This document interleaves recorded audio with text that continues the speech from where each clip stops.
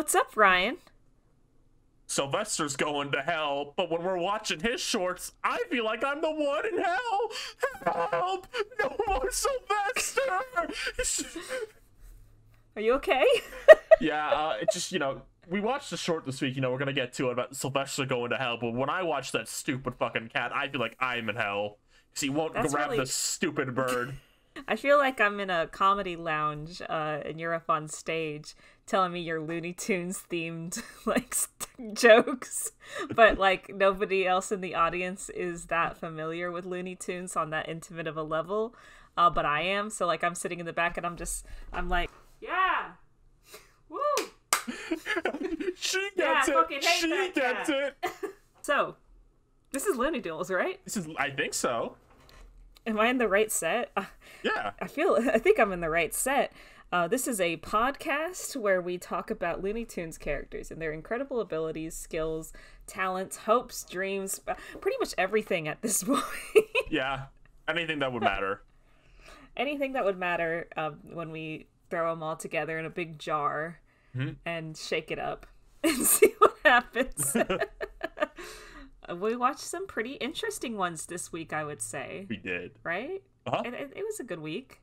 We had a lot of interesting variety in locations and characters. There was no Roadrunner this week because I said I didn't want to watch a Roadrunner. Ryan specifically requested when I was picking the shorts, please no Roadrunner.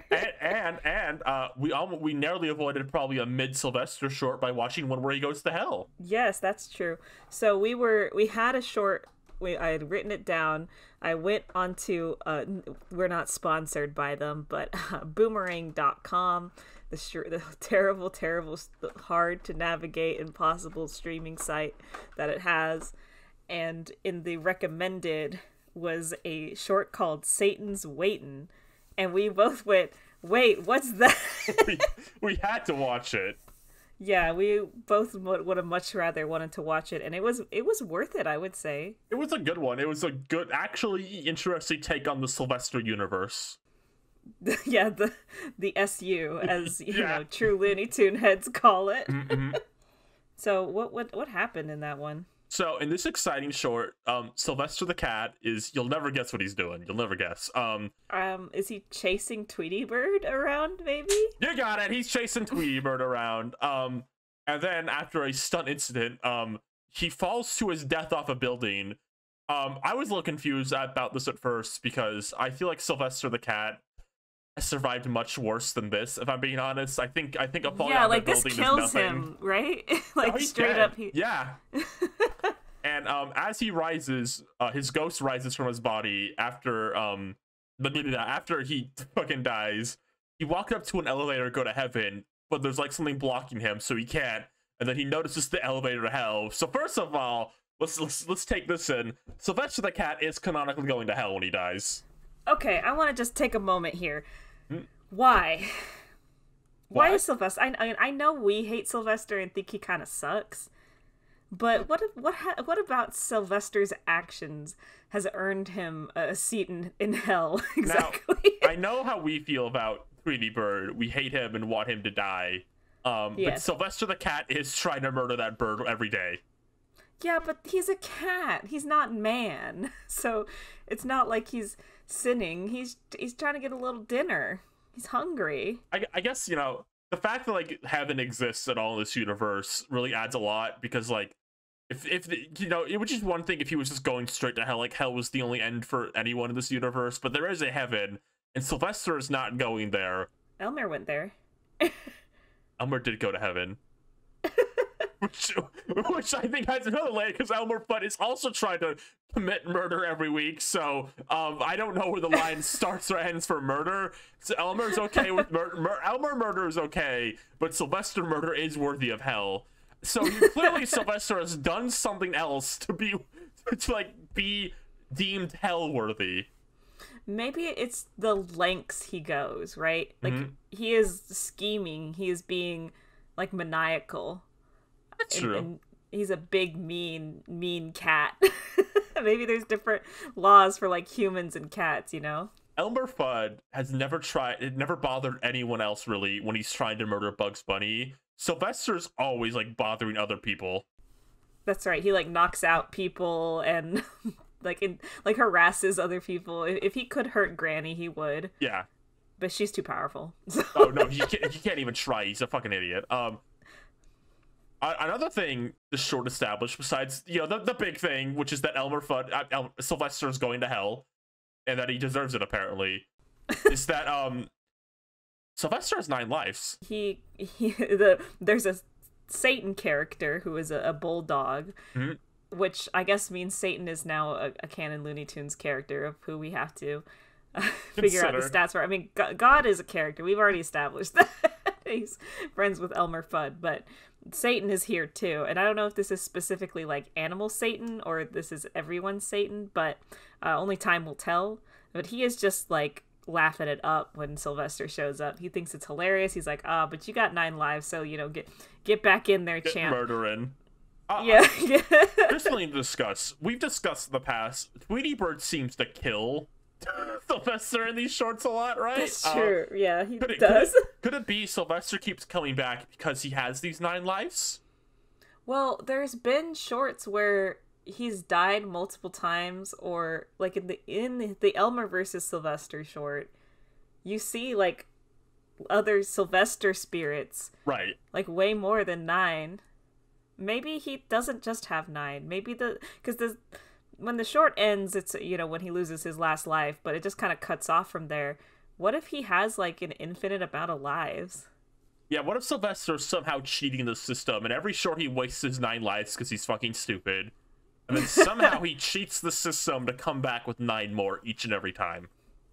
Yeah, he's able to like replenish his lives, kind of like he gets a 1-up every short or something, and he's just like, okay, I'm gonna just keep coasting on this 1 extra life for as like long as I can. As long as I can get back to the point to get that 1-up again, then I'll be able to keep living forever. Because I don't think he values his life as much as he should, really. And I gotta say, I don't think the devil plays any role in getting Sylvester's life back, because the devil clearly wants Sylvester in hell.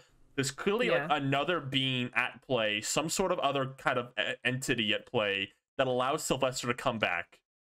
Could it be God himself, maybe? I was about to say, maybe God wants Sylvester to learn his lesson, right? So every time he dies, he goes to hell because that's where he belongs, but he's made aware of like where he's going to end up and how few chances he has left at life. And God just keeps giving him like extra goes at it because he just like wants Sylvester for once in one of his many, many lives that he's been given to go up to heaven. Or hear me out of this. This is an ironic punishment for Sylvester. Life knows he'll never catch Tweety Bird because he's stupid. He'll never catch that bird. And as a punishment, they keep bringing him back to think he can do it, and each and every time he dies and dies again. Sylvester can never have another day of peace ever because he's just going to keep dying and dying and dying. So he can't ever really rest in peace. Yep. He can die so many times, but he can never just stay dead. He can't make that choice. Like, they're gonna pull his spirit up from the afterlife every time and plop him down in some metropolis or park or forest or wherever the hell. Yep. And then they're gonna place Tweety Bird like a carrot on a stick in front of him and say, "Dance, Sylvester, dance! Go after the bird." Sylvester cannot die. He can only temporarily be taken out, which is huge for Sylvester. Right, it's actually really good for him. For once, we have a positive Sylvester trait. Now, my question is it only in deaths related to Tweety Bird that he can be brought back? Ooh, that's a good question. Does Sylvester have to lay in wait for like the majority of the battle and not actively like get himself in danger until he has to face Tweety, and then it's just a battle of endurance at that point? Well, that's a good question, because this ironic fate I've like kind of bestowed upon Sylvester revolves squarely around Tweety Bird. Right, exactly. So I have to assume if he dies at the hands of anything else besides Tweety Bird 9 times, maybe it's like if he dies to like maybe Bugs Bunny, he loses one of his lives permanently. He only has 8 lives every time he respawns now, so he needs to die 9 separate times on different lives to lose his lives permanently. So if Yosemite Sam shoots him 3 times, Bugs Bunny smashes him 3, Elmer Fudd shoots him like twice, he's got like 1 life left for real. I feel so bad for Sylvester every day. Well, it's surprise, surprise. Sylvester gets like fucking blown up through no fault of his own by the end of the episode. Cartoon bank robbers kill him off in this one, but they go to the same hell as him actually. So maybe that dog is everyone's Satan. That's true. Maybe there is just one heaven and one hell. Maybe Sylvester did some like really nasty things before he started chasing Tweety Bird. Maybe he was like a Netflix stand-up comedian. All right, I want to talk about our next short. Yeah, I bet you do. It's called Leghorn Swoggled, and which I really think it should just be called Henry Chickenhawk goes on a bunch of fetch quests. Yeah, this is a Henry Chickenhawk fetch quest episode. Yes, so Henry Chickenhawk, he shows up in this short after Barnyard and Foghorn are just fucking around with each other, because what else I bet they're just bored. I bet they have nothing else to do on the farm but fuck around with each other. And Henry Chickenhawk shows up, and he's wearing this little hat, and he's got a little lasso, and me and Ryan both at the same time went, oh, look at him! He is so fucking cute in this little outfit. It's so cute. I'm gonna put a picture of him here, but he's for some reason in this short not as confident as the usual Henry Chickenhawk that we see. Mm-hmm. He's a little self-conscious because Foghorn calls him teeny because Henry Chickenhawk tries to choke him out. Yeah, and Henry Chickenhawk's like, oh, I guess I'm too teeny to catch a big old rooster. And yeah, this is a rare self-conscious like moment for him. It's kind of sad. I wonder what happened. What happened to the Chad Henry Chickenhawk that we know and love? But I think he gets his groove back. He goes to the dog, and the dog's like, I'll tell you how, I'll help you get a chicken, but you got to get me a bone. And so then he finds a cat, and the cat's like, I'll show you how to get a bone, but you got to get me a fish. And then he hears from a mouse, hey, if you get me some cheese, I'll get you that fish. And so Henry goes on his, little quests here, and he's kind of sucks at them at first, or he's unsure of how to proceed, but who should come up to help him out in this time of need? Who is it? Tell me who it is. It's Foghorn Leghorn. Foghorn, I say, Foghorn Leghorn, I tell ya. He's such a dick in this one. He's such a bitch.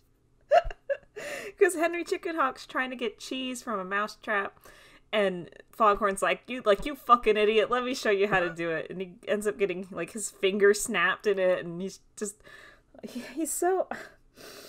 He really deserves everything that happens to him in this one. Yeah, and what does he even do with the fish? Like, he gets thrown into the water, and... He's just... I think he feels emasculated a lot of the time at Foghorn Leghorn. And he wants to show that he's this big, he's a big, strong man, and he knows everything, and he gives the best advice, and you just sit down and listen. But I don't think he's very good at a lot of things. I think one of the big things to take away from this short is Foghorn Leghorn is incredibly gullible and stupid. That is so sad to hear.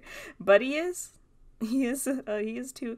He kind of runs his mouth more than any other Looney Tunes ever, I think. Yeah, I just want to say, He really like sets up his fate in this one because he helps Henry Chickenhawk get everything he needs to kill Foghorn Leghorn. It's the same as when he lifted the bowling ball for Prissy Hen last time and like started his own death trap going. And if he just needs to leave it alone. Foghorn needs to mind his own fucking business. He drives me crazy. Foghorn Leghorn's cockiness and need to be in everyone's fucking business is gonna be his doing in the Fortnite battlefield. Yeah, he's gonna see like Daffy Duck struggling to load a gun, and he's gonna like rip it away from it. He's gonna be like, let me show you how to do it, son. And then he like shoots himself in the face and dies immediately. Turns into a cartoon cooked chicken immediately. He's not gonna last long out there. No. Oh, I think. Who do you think on the battlefield would be the most annoyed by Foghorn's like incessant talking? Porky, probably. Yeah, you think? I think Porky could snap at like Foghorn very easily. Yeah, I don't think Porky's afraid of chickens. No, not we learned that later, but I don't think he is. Yeah. Well, at the end, Henry Chickenhawk rides off on his little train with Foghorn on the back, and we just have to assume Foghorn has been eaten yet again. Oh, we have to say also this is a technical Barnyard Dog win. If you're keeping track of the Barnyard Foghorn feud, this is a Barnyard Dog win. Yeah, because Barnyard Dog, he gets like a little roughed up by Foghorn. Foghorn does some fucked up shit to him, but he like strangles him at one point and throws a pie in his face in the most elaborate way possible. Like there's these scenes where like Foghorn is like he's setting up a little trap for Barnyard Dog, because usually Barnyard Dog's just like sleeping in his house, right? He's not bothering anybody, and so Foghorn will like strut around and he'll like put a thing here and a pile of rope here and some weird contraption over here, and then he sets it off and then it goes by in like 0.2 seconds. It's like, was it really worth all that? Yeah, I don't understand. Who do you think the ultimate victor between them is going to be? I think Barnyard Dog is probably going to come out on top. Yeah, Barnyard Dog is having a surprising amount of wins, or at least like neutrals, where he just doesn't have anything bad happen to him by the end of the short. He and lives. Foghorn goes away. Yeah, he lives. Foghorn just keeps getting eaten. It's just he lost. He lost. Yeah, Foghorn Leghorn lost. Barnyard Dog is the Chad in the situation. Well, our next short, I don't really know how to feel about it. It's a Bugs one. Yeah. It's called Water, Water Every Hare, and it features Gossamer, also known as, what did he call him, Ronald? He's Rudolph in this short. He's Rudolph. Rudolph. And a character who I had to look up the name of. His name is Dr. Moron, but that's only according to like the Looney Tunes wiki. Mm-hmm. I don't know if that's his actual name. I cannot trust it. He's not one of the main Looney Tunes, but he's one of those ones that pops up from now and again. Yeah, he's like got a big green head, and he's like a little guy. And I like him because Gossamer kind of checks out halfway through the show. he literally puts a hat and a suitcase on and just gives up. Yeah, he says, I quit, because we've discussed this before in the previous short. I think Bugs has a little bit of a fear of like supernatural or like horror elements that you wouldn't expect from him, right? Because a lot of the times when he's facing his adversaries, I mean, it's like Elmer or Yosemite Sam, and they're like out in the wild or out in the woods or whatever, and he's in like a city. But when he's facing Gossamer or anybody else, he's in like a scary like Halloween like castle with like bats and monsters and strange potions and shit. Right. And I think that kind of puts him out of his element a little bit. It's a little strange for him. Bugs does not seem to like supernatural extraterrestrial like things. He like Marvin's definitely like of all like the guys he beats up, the one he seems to fear the most on any sort of level. But like, he gets in his groove pretty fast, but he does not like to be in these kind of situations, like, because when he's like up against Yosemite or Elmer or Daffy, he's in his zone, he's in his game, he's like in the forest, like in a desert, like those are his domains. Well, like when you put him like in a scary house, like that's scary.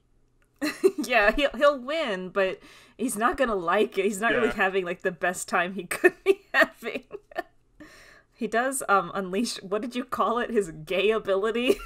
Oh yeah, so new Bugs Bunny move. Write this down. Bugs Bunny's gay move, where he goes like, "Oh, darling, let me help you with your hair. Oh, let's get a perm. Your perm." Add that to your Bugs Bunny gay as shit moveset. He does that to Gossamer, and Gossamer looks lovely until Bugs Bunny blows him up with some dynamite. Yeah.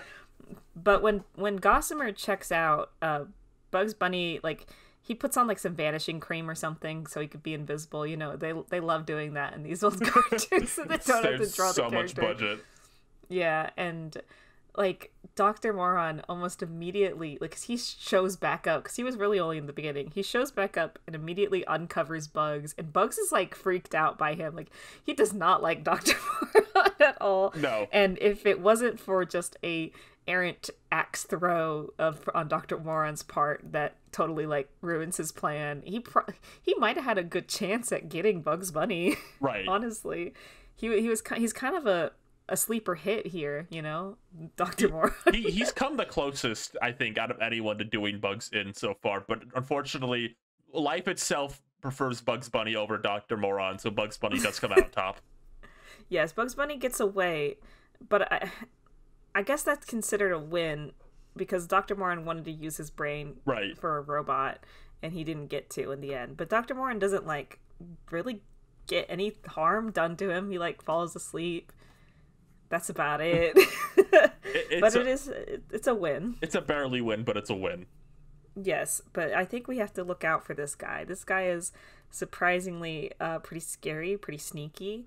Might turn out to be I don't know. Keep one eye open. Yeah, exactly. Yeah, I don't like looking at him, and so I don't imagine many other people would. Well, congratulations, Bugs. Sorry, Gossamer, but you just Gossamer left. Sucks. Why'd they put him in Space Jam 2? He's not great. He's not great. Sorry, Gossamer. I just don't understand. We gotta find a role for him. I don't even know what, like, he's a big guy, but he hardly ever does anything with his bigness, right? He gets owned so hard. Why was he on the team in Space Jam 2? I still don't know. Well, our last one, we excitedly put it on because from our understanding it was going to be a Porky short. This is not a Porky short. He's in it, that's for sure. But you want to say who the real star of the show is here? Oh, Priscilla Hen in an Egg Scramble. Now, I didn't even know she had any shorts where she's not with Foghorn. I just legitimately didn't know that. But Porky is a farm owner, I guess. Yeah. That's something we've talked about before. Yeah, right? I think it's just 100% canon. Not even need to debate that he is the farmer in all the shorts. Not even gonna debate it. It's just real. Yeah, because we never see a human I should say, so far, we haven't seen a human farmer, and every time we do see a farmer, it's Porky. Yeah, I think Porky Pig is just the farmer. Well, cool. Well, good to know. Okay, we can unpack the complicated relationships he might have inside the farm. Like, does he get along with Barnyard Dog? Oh wait, no, we had a short with him and Barnyard Dog, didn't we? Did we? And Daffy was there. Daffy was there. And you were there too. So can we conclude now that Porky would command Barnyard Dog in battle specifically? I think he might have control over Barnyard Dog. And like if they were in the Fortnite battlefield, it'd be like, "I believe Barnyard Dog," and then like he points at like Foghorn Leghorn, and he'd be like, "Fry him." Yeah, I think we could confidently say that Porky wields command of Barnyard Dog. That would be a pretty good ally to have on your side, wouldn't it? I agree. I agree. I agree with Stewie. About that. But Porky, he's got his little hen house, and he's very strict in there. He wants his hens to lay eggs. He's upset because Priscilla isn't laying as many eggs as he'd like her to, and as in none, because she finds it degrading, I guess. I mean, that says something about her, right? She's a woman of pride. Well, the other ladies make fun of her for not being able to lay an egg, and she seems embarrassed about it. I think it's just that she can't do it. Oh, that's sad. The other chickens are very mean to her. Yes, they're so, like, catty with her. They gossip about her, like, 2 feet away from her, and they like play this very mean prank where they, like, one of them lays an egg, and then they write Prissy's name on it, and they put it under Prissy, and Prissy's so happy. Like, she's, like, jumping for joy, holding the egg out. She, like, shows it to Porky all excitedly, but then she doesn't want to give him the egg. That's so fucked up. Well, hold on. We're just skipping ahead of ourselves. We gotta talk about the new character in this short. What new character? What's his name? The baby-faced robber or whatever? Oh, it's Pretty Boy Bagel. Pretty Boy Bagel! A new Looney Tunes dog? He'll probably never appear again, but I want to talk about him.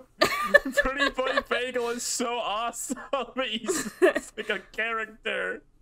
Yeah, Prissy follows her egg as it goes through transport into a local store in the city, or a farmer's co-op, and then she thinks the police are after her for stealing her egg back. Yeah. And and then she like runs up into an apartment building where like a known criminal Pretty Boy Bagel, who is this dog guy, is like hiding out, and she's just like telling him the police are coming, and he's like, they're gonna have to fight with me.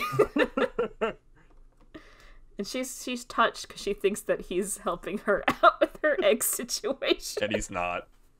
He's not. But they're so mean to Pretty Boy Bagel. Yeah, he like gets arrested like, oh, come out here, you idiot, Pretty Boy Bagel. Come on. Don't weep and cry, you bitch. Yeah, but Prissy gets to go home with Porky. And I guess all is well for her, right? Yeah, she lays it. The egg is hers. A little baby Prissy comes out. That's a move. She can spawn baby Prissies. Do you think baby Prissies have a good like attack power? They're like Pikmin, I think. She can like throw them at other people. You can just like poop out eggs and then throw baby Prissies. I love that for her. I really I'm gonna remember that. Prissy can spawn little Prissies to do her tasks and lift things for her. Yeah. Heavy objects. I think Prissy is a strong-willed woman. I know sometimes can be seen like crying and weeping a lot, and she seems kind of sensitive. But I think when she like sets her mind to something and is like confident in it, like when she was like, "Oh, this is my egg and I'm not giving it up," she literally went through hell to get that egg back. I think Prissy, despite any like flaws she has the advantage that she doesn't back down. Oh my god. She doesn't though. She's an admirable little hen, I think. Now she's not very powerful, and she's sure as hell not very smart. But I think she'd get a lot farther than you think. She'd get a lot farther than Foghorn in the battle. She probably would. She would outlast Foghorn in the Fortnite Battle Royale.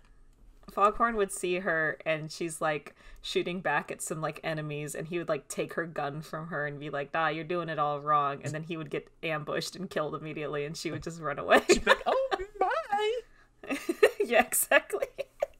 Well, we learned a lot today. Yeah, we learned Sylvester's going to hell. Bugs Bunny is scared of the supernatural. Priscilla is kind of raw and awesome, to be honest. You want to read some comments real quick, though? Yeah, let's do it. This is from Grimyard. You guys think Yosemite Sam and Bugs Bunny will ever admit their true feelings for each other, hiding deep down and passionately kiss one day?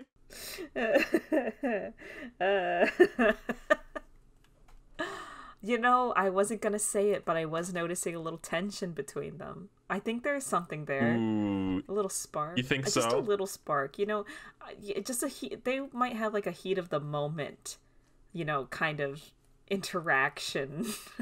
But can I say something controversial?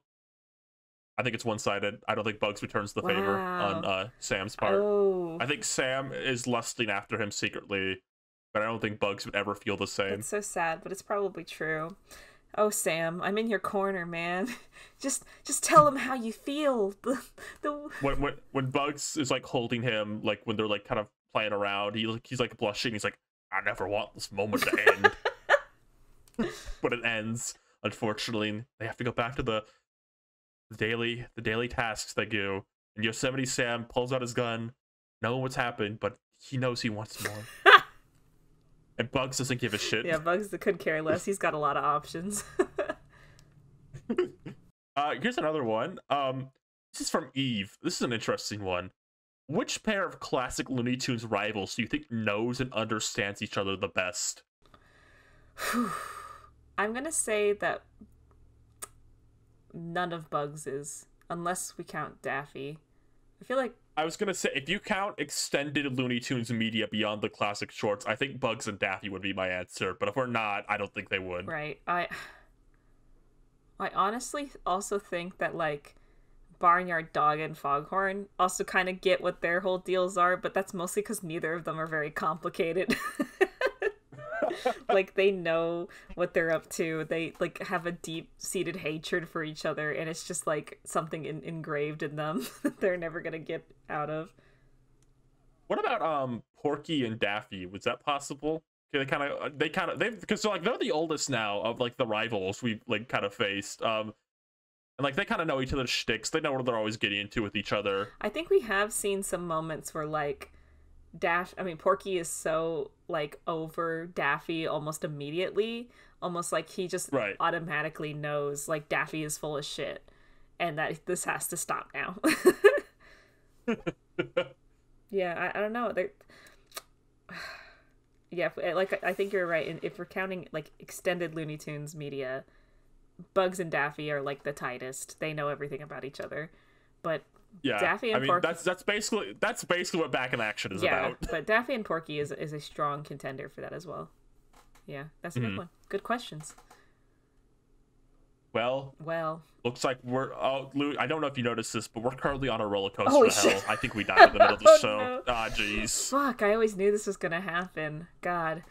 Guess we gotta end the show. I shouldn't have talked so much shit about Tweety Bird. Until like, but it's a good thing I have multiple lives. What about you, Lou? I used up my last life yesterday. Oh my God, you buffoon! Oh God. Well, Ryan, we'll see y'all next time. See what Lou's up to. All right, thanks y'all. That's all, folks. Bye-bye. Bye.